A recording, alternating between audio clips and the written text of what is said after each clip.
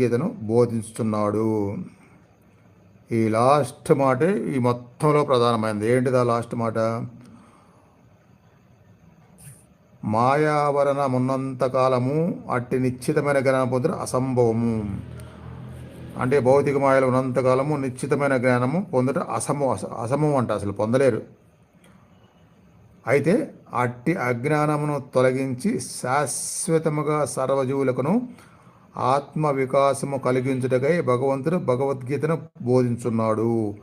ఆ బోధించిన భగవద్గీతను విని అర్థం చేసుకుంటే అప్పుడు మాత్రమే సంభవము.